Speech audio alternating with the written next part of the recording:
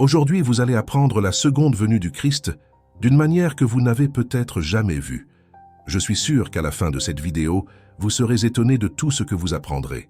Le même Jésus qui est né dans une crèche, a grandi dans un atelier de menuiserie et est mort sur une croix, a également été glorieusement ressuscité. Il est assis sur un trône, règne en maître sur l'univers entier et reviendra majestueusement pour juger les nations et vivre avec son Église. La seconde venue du Christ est une vérité incontestable, bien qu'entourée de scepticisme. Il y a ceux qui se moquent de sa promesse et se moquent de ceux qui croient et prêchent cette auguste vérité. Il y a ceux qui ont peur d'en parler et préfèrent engourdir leur conscience avec l'anesthésie de l'évasion. Il y en a d'autres qui, bien qu'ils croient à cette vérité, vivent comme si Jésus n'allait jamais revenir. La venue future du Christ sera une période sombre et non lumineuse pour ceux qui ne sont pas préparés, marquant le grand jour de la colère de l'agneau. Dans ce cas, il n'apparaîtra pas comme un avocat ou un avocat, mais jouera le rôle de juge, non pas pour intercéder pour les pécheurs, mais pour les évaluer en fonction de leurs actions. En ce jour imposant et redoutable, des gens de tous horizons tenteront en vain de s'échapper et de se cacher de sa présence, car il n'y aura pas de refuge sûr. Même si elle désire la mort, elle les fuira, et tous devront se tenir devant ceux dont les yeux brillent comme des flammes de feu. La seconde venue du Christ sera une occasion de joie indescriptible pour les rachetés, marquant le jour de la résurrection. Les morts en Christ ressusciteront à la vie éternelle, avec des corps immortels, incorruptibles, glorieux, puissants et spirituels. En même temps, les vivants seront transformés et enlevés pour rencontrer le Seigneur Jésus dans les airs, restant avec lui éternellement. Cet événement culminera dans le jugement final, où tous seront convoqués devant le juge des vivants et des morts, assis sur son trône pour juger les nations. Les individus seront jugés selon ce qui est rapporté dans les livres, en tenant compte de leurs paroles, de leurs œuvres, de leurs omissions et de leurs pensées. Il est important de noter que personne ne sera justifié pour son travail devant cette cour. En vue de cela, un deuxième livre sera ouvert, le livre de vie. Ceux qui ne sont pas trouvés enregistrés dans le livre de vie de l'agneau seront jetés dans l'étang de feu. En revanche, ceux qui sont rachetés par le sang de l'agneau dont les noms sont écrits dans le livre de vie hériteront du royaume et jouiront des bénédictions célestes préparées pour eux depuis la fondation du monde. La seconde venue du Christ marque la fin de l'histoire et ferme l'opportunité pour les êtres humains. Il n'y aura pas de deuxième rappel et pas de nouvelles opportunités. À l'arrivée de l'époux, la porte sera fermée et ceux qui n'ont pas d'huile dans leurs lampes et qui ne sont pas vêtus des robes de la justice de Christ n'auront pas accès à la salle de banquet. Il est crucial que nous soyons attentifs aux signes qui précèdent la seconde venue du Christ et nous ne pouvons pas négliger les prophéties. La folie de fermer les yeux sur ce qui se passe autour de nous est impardonnable. Les prophéties s'accomplissent et bientôt le roi de gloire apparaîtra. La trompette de Dieu retentira bientôt, annonçant l'arrivée du Seigneur des Seigneurs dans les nuées, accompagné des saints et d'une armée d'anges. Ce jour-là, l'Antéchrist sera anéanti par le souffle de la bouche du Christ et tous ses ennemis seront soumis. La grande prostituée, représentant la méchante Babylone qui s'est enivrée du sang des martyrs, sera vaincue. À ce moment-là, l'Antéchrist, le faux prophète, le dragon, la mort et l'enfer, ainsi que tous ceux dont les noms ne sont pas dans le livre de vie, seront jetés dans l'étang de feu. Il est impératif que nous nous préparions pour ce jour glorieux, car la seconde venue du Christ se produira comme un voleur dans la nuit, prenant beaucoup par surprise. L'humanité vivra par inadvertance, comme la génération détruite par le déluge et les villes de Sodome et Gomorrhe, qui ont été anéanties par le jugement divin. C'est maintenant le moment de se préparer. C'est le moment opportun pour chercher Dieu et s'abandonner à son Fils. Aujourd'hui est le jour du salut. Aujourd'hui est l'occasion d'être réconciliés avec Dieu. Nous devons aimer et hâter la venue du jour du Seigneur. Nous devons savoir que l'évangile du royaume doit être prêché à toutes les nations avant que la fin ne vienne. Nous devons, en tant qu'agents du royaume, être prêts à tout moment, appelant les hommes à se repentir et à se réconcilier avec Dieu pendant qu'il en est encore temps. Notre prière doit être la même que celle des apôtres du Christ. Maranatha, viens, Seigneur Jésus. Il y a environ 300 références à la première venue du Christ dans les Écritures et 8 fois plus à la seconde venue, pour un total de plus de 2400 références au retour du Christ dans toute la Bible. Ce sujet, malgré son importance, est souvent déformé et discrédité. Beaucoup de faux enseignants nient le retour de Jésus, tandis que d'autres essaient de tromper en fixant des dates précises. De plus, il y a ceux qui professent croire en la seconde venue du Christ, mais vivent comme s'il ne reviendrait jamais. Dans cette vidéo, nous aborderons cette question cruciale, en commençant par les signes généraux de la seconde venue du Christ. Tout d'abord, les indicateurs qui montrent la grâce. La mort de Jésus avait pour but de racheter des individus de toute tribu, race, peuple, langue et nation. L'évangélisation mondiale est un signe qui précédera la seconde venue du Christ, et l'Église doit attendre avec impatience et contribuer à la venue de ce jour. Il est important de noter qu'il n'y a pas de promesse universelle d'opportunité de salut pour chaque individu. Jésus fait référence aux nations du monde, indiquant qu'à travers l'histoire, chacune d'entre elles, à un moment donné, aura l'occasion d'entendre l'Évangile. Ce témoignage n'est pas une garantie de seconde chance. Le récit missionnaire révèle que l'Évangile s'est répandu d'est en ouest. Aujourd'hui, les médias jouent un rôle important dans l'accomplissement de cette prophétie. Les Bibles ont été traduites dans des milliers de langues et de dialectes, distribuées à des millions d'exemplaires. L'émergence de missionnaires contribue également à ce mouvement d'évangélisation. Jésus a dit qu'avant son retour, le peuple traverserait de grandes tribulations. Voyons. Alors, ils te livreront pour être tourmentés, et ils te tueront, et tu seras haï de toutes les nations à cause de mon nom. À ce moment-là, beaucoup seront offensés, se trahiront les uns les autres, et se haïront les uns les autres. Car alors il y aura une grande détresse, telle qu'il n'y en a pas eu depuis le commencement du monde jusqu'à présent, et qu'il n'y en aura pas.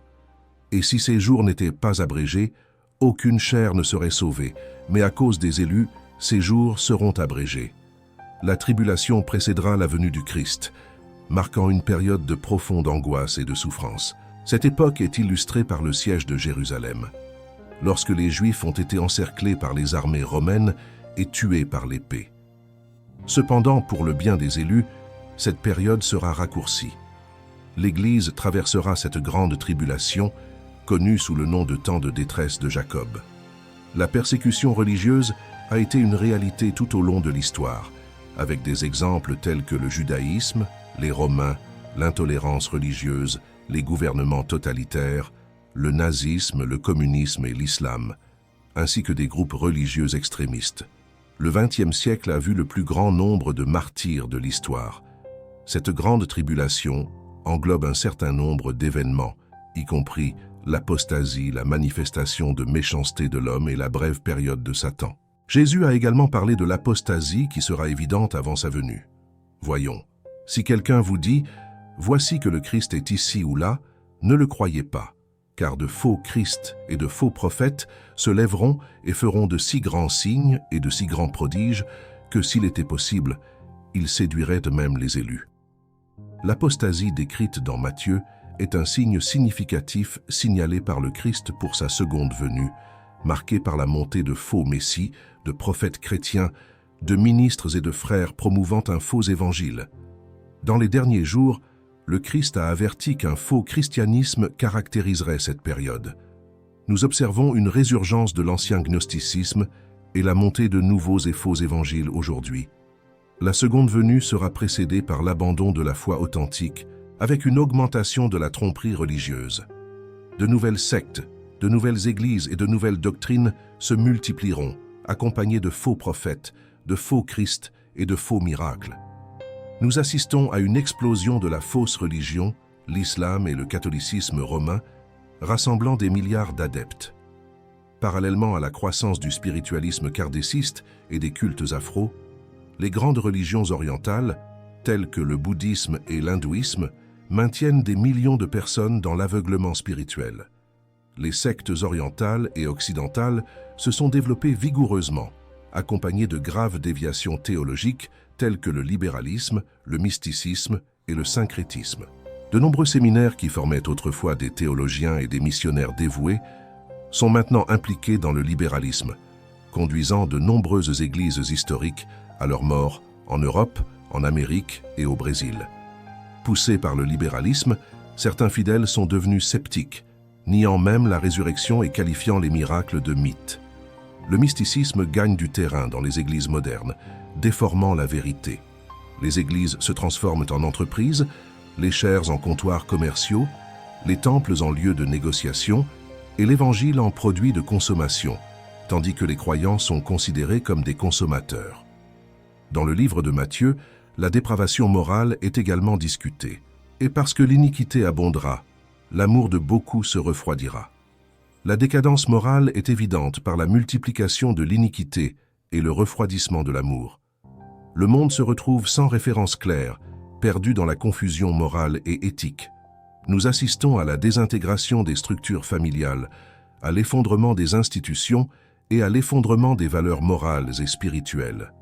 L'encouragement à l'homosexualité et la prolifération de la pornographie alimentent une industrie puissante.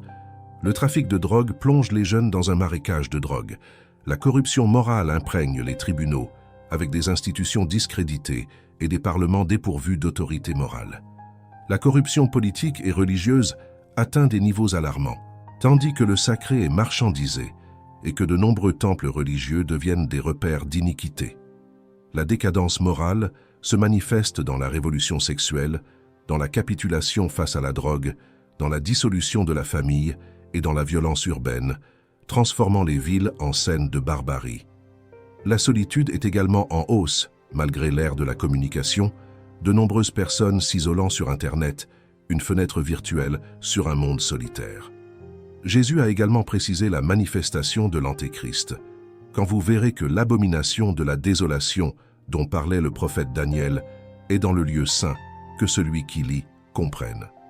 L'Antéchrist, décrit comme le désolateur sacrilège de Daniel, remonte d'abord à Antiochus Épiphane au 1er siècle avant J.C., puis aux légions romaines qui ont envahi Jérusalem en 70 après J.C., érigeant une image de l'empereur à l'intérieur du temple.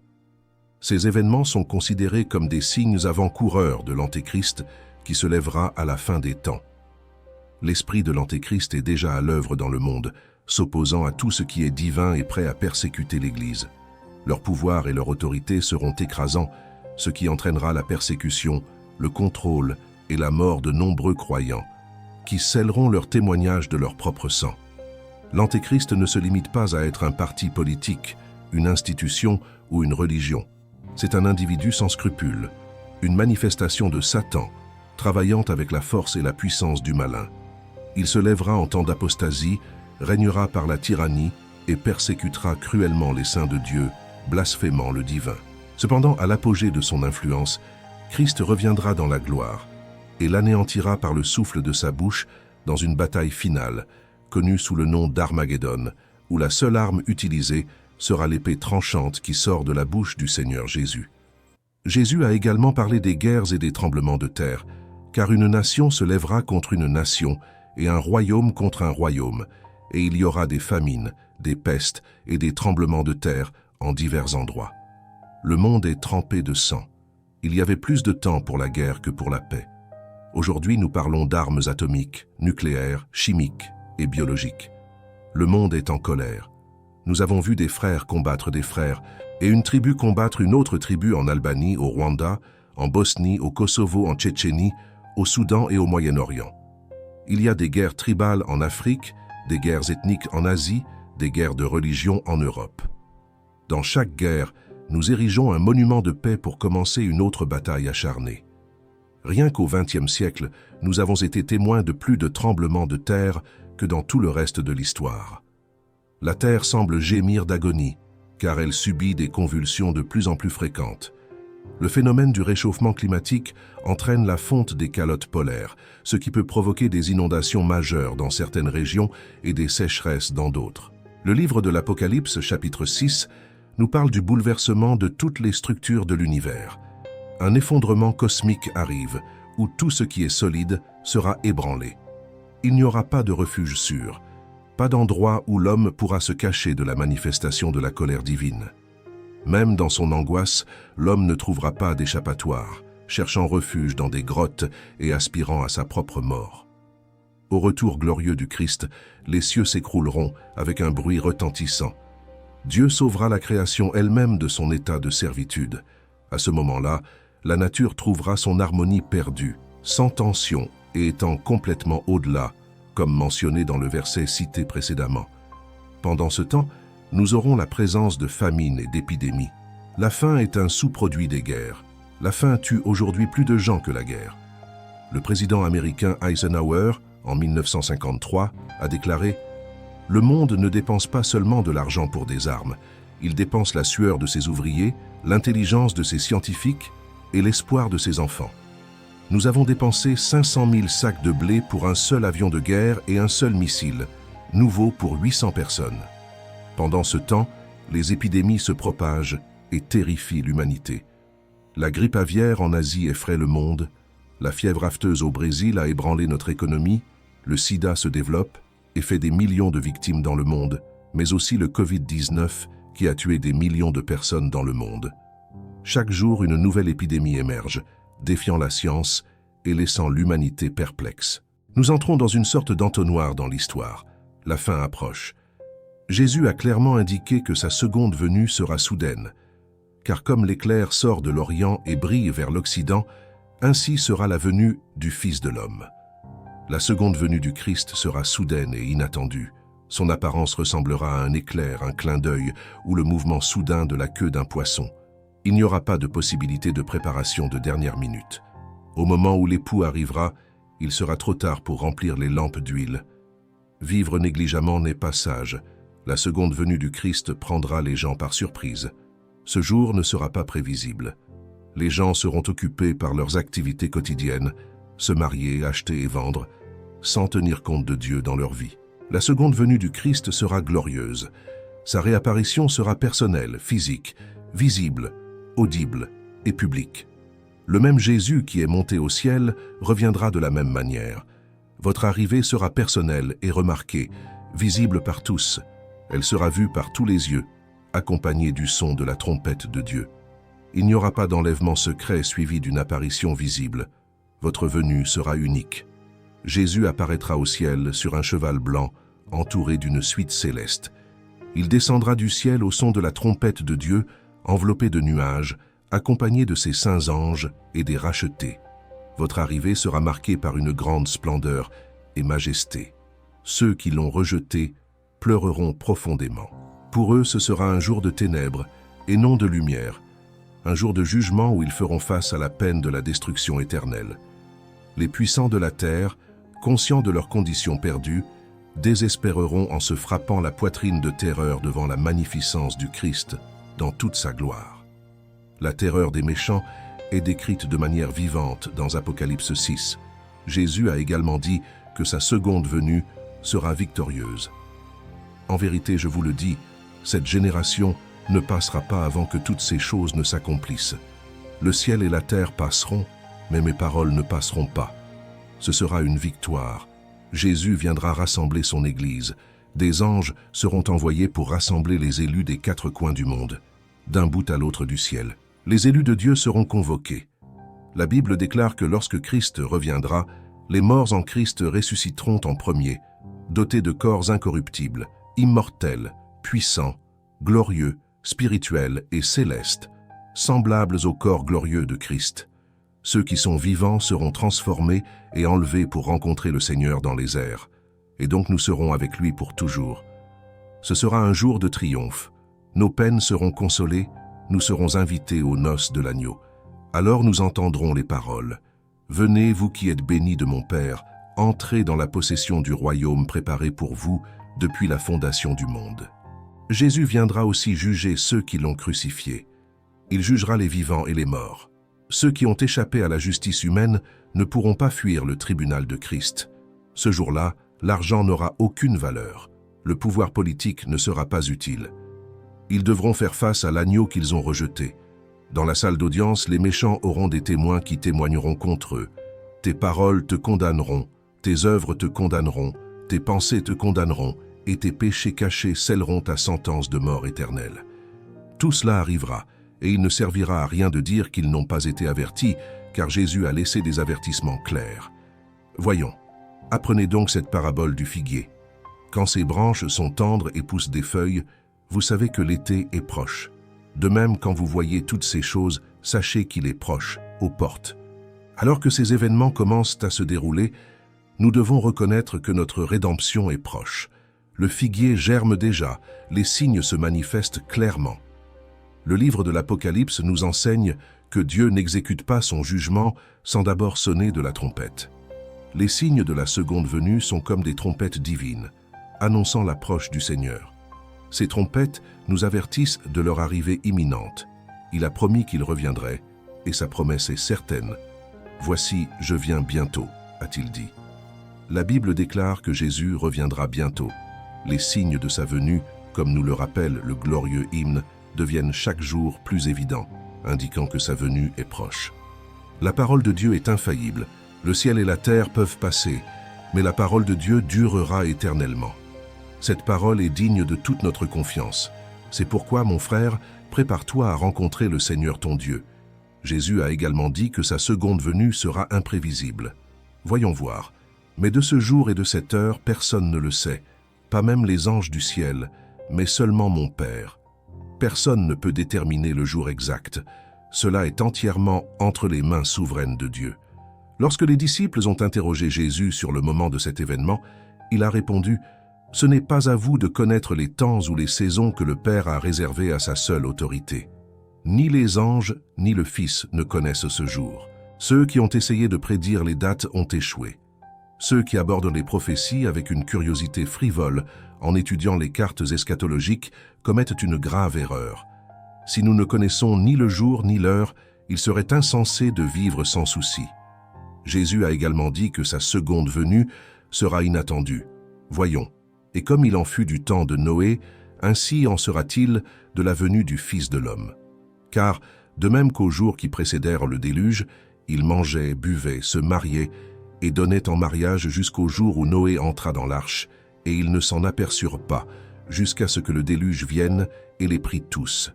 Il en sera de même de la venue du Fils de l'homme. Quand Jésus reviendra, les gens seront insouciants, tout comme la génération du déluge. Ils seront immergés dans leurs propres intérêts, sans se rendre compte de l'imminence de ce moment. Manger et boire, se marier et élever une famille ne sont pas des activités intrinsèquement mauvaises. Ils font partie de la vie quotidienne. Cependant, vivre sans reconnaître l'imminence du retour de Jésus, c'est agir comme la génération antédiluvienne qui a été prise au dépourvu par le déluge. Beaucoup aujourd'hui sont occupés par leurs activités quotidiennes telles que l'achat, la vente, le mariage et la fondation d'une famille. Ils continueront dans cette vie insouciante jusqu'au jour où Jésus reviendra. Ensuite, il sera trop tard. Il n'y a rien d'intrinsèquement mauvais dans ces activités. Cependant, lorsque les gens s'empêtrent tellement en eux qu'ils oublient Dieu, ils se préparent à la ruine. Jésus a également dit que sa seconde venue sera pour le jugement. Voyons voir. Alors, quand il y en aura deux dans les champs, l'un sera enlevé et l'autre laissé. Si deux moudent dans le moulin, l'un sera enlevé et l'autre sera laissé. À ce moment-là, il sera trop tard pour toute préparation. Il n'y aura que deux destins, ceux qui jouiront des béatitudes éternelles et ceux qui feront face au jugement. Comme décrit dans les Écritures, deux seront ensemble dans le champ, l'un sera pris et l'autre sera laissé.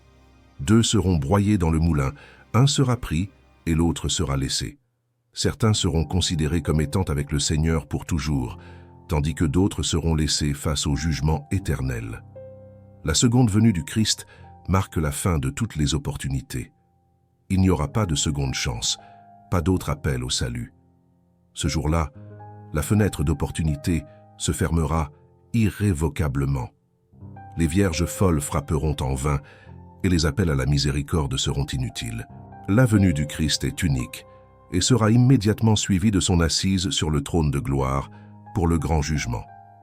C'est pourquoi Jésus a dit que nous avons besoin de vigilance. Voyons, veillez donc, car vous ne savez pas à quelle heure votre Seigneur vient. Mais considérez ceci, si le maître de maison avait su à quelle veille de la nuit le voleur viendrait, il veillerait et ne laisserait pas entrer par effraction dans sa maison. Soyez donc vigilants aussi, car le Fils de l'homme vient certainement à une heure où vous ne pensez pas. Le message de Jésus est clair, nous devons être vigilants. Tout comme l'arrivée d'un voleur, Jésus viendra par surprise, sans prévenir, sans parler.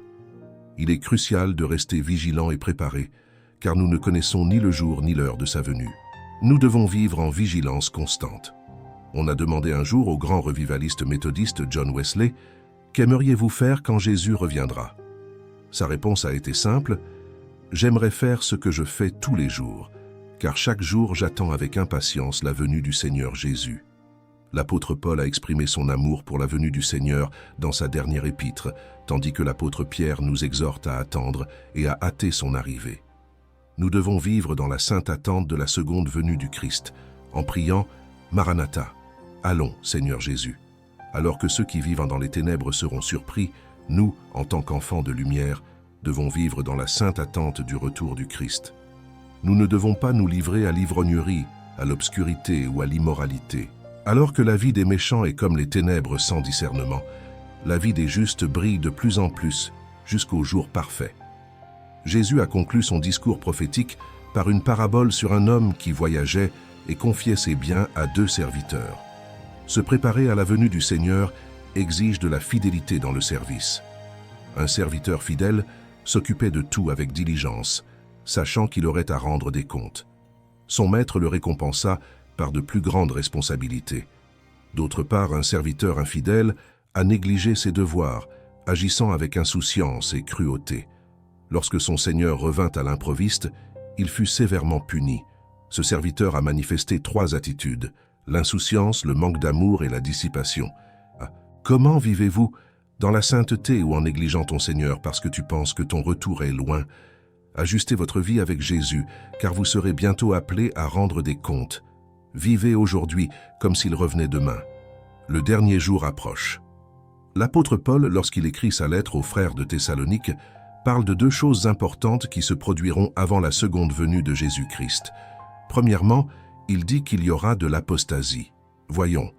Maintenant, frères, nous vous supplions par la venue de notre Seigneur Jésus-Christ et par notre rassemblement avec lui, de ne pas vous ébranler facilement de votre esprit et de ne pas vous troubler, ni par l'esprit, ni par la parole, ni par l'épître, comme de nous, comme si le jour du Christ était proche. Que personne ne vous séduise en aucune façon, car il n'en sera pas ainsi à moins que l'apostasie ne vienne d'abord, et que l'homme du péché, le fils de perdition, ne soit révélé. Le mot grec « apostasie » désigne une chute, une rébellion, un retour en arrière. Il fait référence à une apostasie finale qui se produira immédiatement avant la venue de Jésus-Christ. Cette apostasie sera une intensification et un point culminant d'une rébellion déjà en cours, puisque le mystère de la méchanceté est déjà à l'œuvre dans le monde. Le fait que le jour du Seigneur sera précédé d'apostasie a également été clairement prédit par le Seigneur dans son sermon prophétique écrit dans Matthieu. Notez que Paul mentionne également la montée de l'homme d'iniquité, c'est-à-dire l'Antéchrist. Le mouvement de l'apostasie atteindra son apogée lorsque son chef suprême, l'adversaire juré de Dieu, l'homme d'anarchie, sera révélé. Cet homme d'iniquité, également connu sous le nom de fils de perdition et de méchant, est une référence paulinienne à l'Antéchrist. Tout comme Jésus aura sa révélation, l'Antéchrist aura aussi sa manifestation. Cela souligne le caractère surhumain de la personne mentionnée, car cela le place comme la contrepartie de la révélation du Seigneur Jésus-Christ lui-même. Le texte en question concentre son attention sur la personne, l'activité et la défaite de l'Antéchrist. Lors de sa seconde venue, Christ mettra tous ses ennemis sous ses pieds et triomphera de tous. Voyons voir. Car il faut qu'il règne jusqu'à ce qu'il ait mis tous ses ennemis sous ses pieds. Jésus nous prépare une place. Quand il reviendra, il nous conduira à la maison du Père.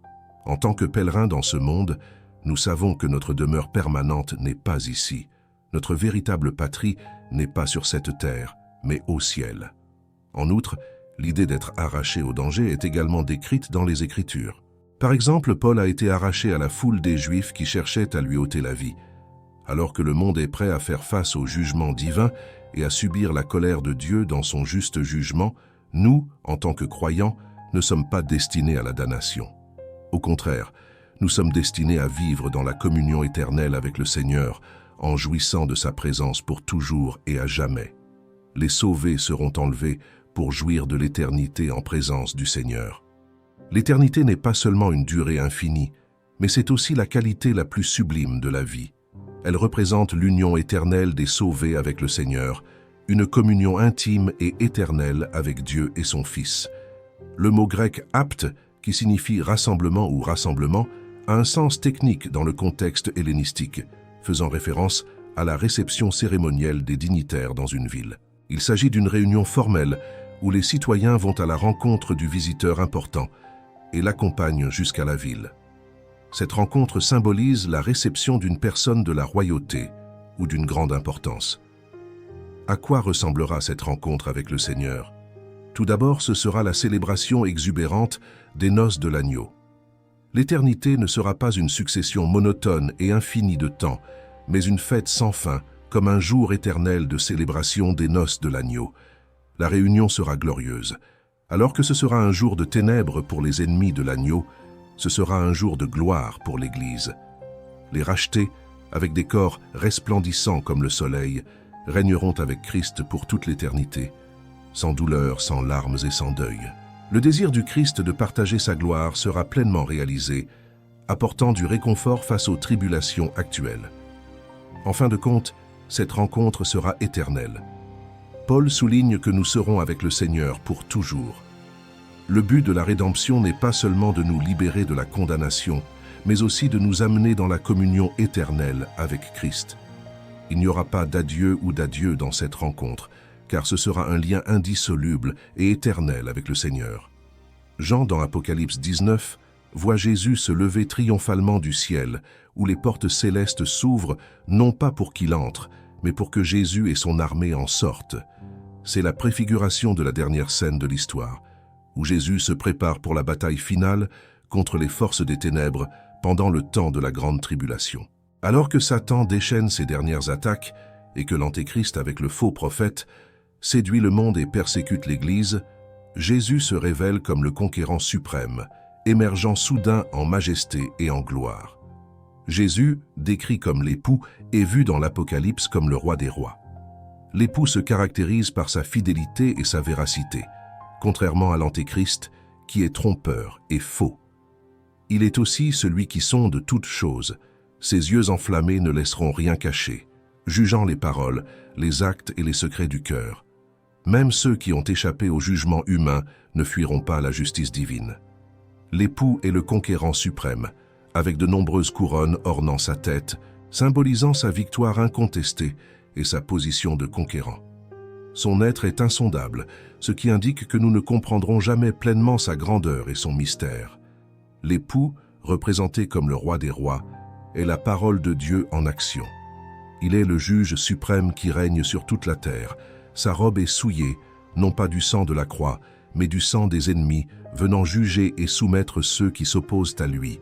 Il est exalté comme le roi des rois et le Seigneur des seigneurs, devant qui tout genou doit fléchir. Les armées de l'époux accompagnent sa glorieuse descente du ciel, venant dans la gloire pour la bataille finale. Jésus viendra avec ses anges et les racheter, montés sur des chevaux blancs et vêtus de robes blanches, symbole de sa victoire et de sa justice. La défaite des ennemis par le roi des rois est décrite tout au long de sa venue, tandis que les rachetés sont invités aux noces de l'agneau. Les oiseaux de proie sont appelés à se nourrir des ennemis vaincus. Ce contraste entre les deux banquets symbolise la victoire complète du Christ sur toutes les puissances terrestres à Armageddon. Dans la bataille finale, Jésus triomphe de ses ennemis sans avoir besoin de se battre, détruisant l'Antéchrist d'un souffle de bouche. Ce jour sera un jour de ténèbres pour les ennemis de Dieu, car personne ne pourra échapper à la colère de l'agneau. Les méchants seront jetés dans l'étang de feu, où ils seront tourmentés pour toujours, tandis que l'Église jouira de la communion éternelle avec le Christ aux noces de l'agneau. Par conséquent, il est crucial d'être prêt à rencontrer le Christ lorsqu'il reviendra en tant que roi des rois et seigneur des seigneurs. Le récit historique est terminé. Le jugement dernier a déjà eu lieu, et les adversaires de l'agneau et de l'Église ont été condamnés à l'étang de feu. Pendant ce temps, les rachetés célèbrent les noces de l'agneau. Apocalypse 21 représente le point culminant de la révélation, où le paradis perdu est maintenant restauré, l'homme autrefois déchu est maintenant exalté dans la gloire et le plan divin a atteint la victoire finale. Le temps cosmique cède la place à l'éternité. la rédemption n'a pas atteint seulement l'Église, mais s'est étendue à l'univers entier. Paul dit que la nature est soumise à l'esclavage du péché, gémissant dans l'attente d'être délivrée de son esclavage. Lorsque le Christ reviendra, la nature elle-même sera rachetée, ce qui donnera lieu à un univers complètement restauré. Dieu ne créera pas un nouveau ciel et une nouvelle terre à partir de rien, mais transformera l'ancien en nouveau. Le nouveau ciel et la nouvelle terre n'impliquent pas une nouvelle création, mais plutôt un renouvellement de ce qui existe déjà. Comme il est écrit dans le livre d'Ésaïe, chapitre 65 et suivant, « Tout comme notre corps glorifié s'élève de notre corps terrestre, l'univers en sera de même. Le ciel et la terre passeront par le feu purificateur. Il ne s'agit pas d'annihilation, mais de renouveau. Il ne s'agit pas d'une édition complètement nouvelle, mais plutôt d'une continuité entre l'ancienne et la nouvelle. Il n'y aura plus de division entre le ciel et la terre. Le ciel et la terre deviendront la demeure de Dieu et de son Église glorifiée. Ainsi, les prophéties qui parlent de la terre remplie de la connaissance du Seigneur s'accompliront. Tout comme les eaux recouvrent la mer, cette période ne sera pas limitée à 1000 ans, mais sera éternelle. L'Apocalypse dit que toute l'Église glorifiée descendra du ciel sur la terre. Elle viendra en tant qu'épouse de l'agneau pour le festin de noces. Par conséquent, nous comprenons que l'Église glorifiée ne restera pas seulement au ciel, mais passera aussi l'éternité sur la nouvelle terre. Il n'y aura plus aucune forme de contamination dans le nouveau ciel et la nouvelle terre. Il n'y aura plus de rébellion, de souillure ou de péché. Qui ne sera pas présent dans le nouveau ciel et la nouvelle terre? En premier lieu, ceux qui sont indifférents à l'extérieur de la ville sainte seront exclus. Les lâches et les mécréants resteront. Les lâches représentent les indécis, ceux qui craignent le danger et évitent de confesser le nom du Christ pour ne pas en subir les conséquences. Ils préfèrent ne pas s'engager même s'ils croient à la vérité, de peur de passer à côté des plaisirs mondains ou d'être persécutés. Les incroyants, en revanche, sont ceux qui cherchent d'autres voies de salut, rejetant l'offre gratuite de l'Évangile. Deuxièmement, les moralement corrompus seront exclus. L'abominable, les meurtriers et les impurs seront hors du ciel. Les abominables sont ceux qui ont abandonné toute moralité et se livrent au péché et aux vices du monde, au mépris des normes éthiques. Les meurtriers sont ceux qui prennent la vie d'autrui, que ce soit par l'avortement, l'homicide ou la diffamation. Les impurs, en revanche, sont ceux qui se livrent à des pratiques de lascivité, de luxure et de perversion morale, telles que la pornographie et le comportement sexuel désordonné. Troisièmement, les corrompus religieux seront exclus. À la fois les pratiquants de sorcellerie et les idolâtres, ils n'auront pas accès au paradis. Les pratiquants de sorcellerie sont ceux qui sont impliqués dans l'occultisme, le spiritisme et d'autres pratiques mystiques qui défient l'autorité divine. Ils invoquent les morts et les démons sans tenir compte du Seigneur et se livrent souvent à la toxicomanie. Les idolâtres, quant à eux, sont ceux qui vénèrent et adorent les idoles en plus d'adorer les saints et les entités. Quatrièmement, ceux qui ne sont pas justes dans la parole seront exclus. Les menteurs sont ceux qui ne disent pas la vérité et ne tiennent pas leurs promesses. Leurs paroles ne correspondent pas à leurs actions et sont indignes de confiance. Le mensonge, selon la Bible, est un trait mauvais qui vient du malin. Ceux qui cachent leurs erreurs et préfèrent le péché à Dieu seront également exclus des portes de la Nouvelle Jérusalem. Dans le nouveau ciel et la nouvelle terre, il n'y aura plus de douleur. La douleur est une conséquence directe du péché, qu'il soit physique, moral, émotionnel ou spirituel. Au ciel, il n'y aura plus de souffrance, de maladie, d'infirmité physique, d'épuisement, de chagrin, de déception ou de trahison. Le ciel est défini par ce qui sera absent. Les afflictions de ce monde n'y auront pas leur place. Il n'y aura pas de reste de ce qui nous a blessés ou blessés. Dans le nouveau ciel et la nouvelle terre, il n'y aura plus de larmes. Il ne sera pas possible de trouver de la tristesse dans les rues de la Nouvelle Jérusalem. Ce monde est souvent marqué par la souffrance, et souvent nos vies sont arrosées de larmes. Nous prions pour nous-mêmes, pour nos proches, pour notre famille, pour notre Église, pour notre nation. Bien que nous entrions dans ce monde en pleurant et que nous le quittions souvent de la même manière, au ciel, il n'y aura aucune raison de pleurer. Ce sera Dieu qui nous essuiera les yeux, non pas par notre propre purification, mais par sa grâce. Dans le nouveau ciel et la nouvelle terre, il n'y aura ni deuil, ni mort. la mort sera complètement éradiquée et ne reviendra jamais. Il sera jeté dans l'étang de feu, incapable de nous atteindre. Nous serons revêtus d'immortalité.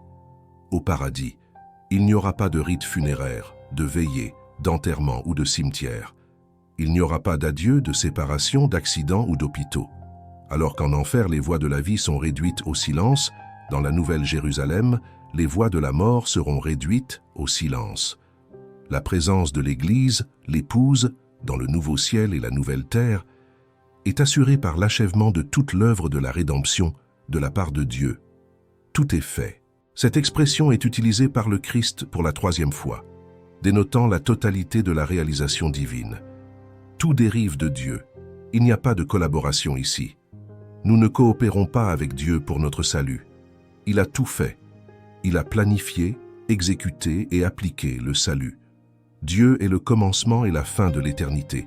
Il est engagé dans notre rédemption. L'épouse sera dans le nouveau ciel et la nouvelle terre grâce à la grâce de Dieu. Les assoiffés boivent librement de l'eau de la vie. Tous ceux qui ont soif peuvent être rassasiés. Ceux qui cherchent, trouvent. Tous sont reçus par Christ, non par leur propre mérite, non par les œuvres, mais par la grâce. C'est de la pure grâce. La présence de l'Église, de l'épouse, dans le nouveau ciel et la nouvelle terre est le résultat de leur fidélité. Chaque croyant doit lutter quotidiennement contre le péché, le diable et le monde. La victoire est pour celui qui croit, endure et va de l'avant sans regarder en arrière. Le ciel sera une célébration constante, remplie de joie, de dévotion et d'exaltation envers l'époux. Nous nous réjouirons éternellement de son amour, comme il se réjouit avec nous, comme un époux se réjouit avec son épouse. Cette fête ne finira jamais. Le nouveau ciel et la nouvelle terre seront profondément imprégnés par la présence de Dieu. Le ciel est vraiment le ciel parce que Dieu est là. À partir du moment où le voile du temple a été déchiré, Dieu n'habite plus dans des temples faits de mains d'hommes, mais dans l'Église. Le Saint-Esprit ne remplit plus un bâtiment, mais le cœur des croyants. Maintenant, nous sommes le sanctuaire où Dieu réside, et un royaume de prêtres. Nous verrons le Christ face à face, le voyant tel qu'il est. Il sera avec nous, éliminant toute séparation entre nous et lui. Sa gloire brillera sur nous, et l'agneau sera la lumière de la ville sainte. Dans le nouveau ciel et la nouvelle terre, nous jouirons d'une profonde communion avec Dieu. Dieu habitera parmi nous, et nous serons son peuple. Dans ce lieu, il n'y aura plus de distinction ethnique ou confessionnelle. Nous ne serons pas divisés selon des lignes confessionnelles ou religieuses. Nous serons une seule Église, une seule épouse, une seule ville sainte, une seule famille de Dieu, un seul peuple unifié. Finalement, dans le nouveau ciel et la nouvelle terre, nous jouirons pleinement de notre filiation. L'Église est l'épouse de l'agneau et la fille du Père. Nous hériterons de notre héritage incorruptible et jouirons des richesses insondables du Christ. Nous serons cohéritiers avec lui, glorifiés comme fils de Dieu tout-puissant, prêts à régner avec le roi des rois. C'est pourquoi nous disons « Maranatha, vient le temps, Seigneur Jésus ». Si vous avez aimé cette vidéo, je vous demande de laisser votre commentaire sur ce que vous avez aimé. Cela permettra à plus de gens d'être touchés par cette vérité. Que Dieu bénisse votre vie, tenez bon. Ensemble, nous attendons avec impatience le retour de Jésus-Christ.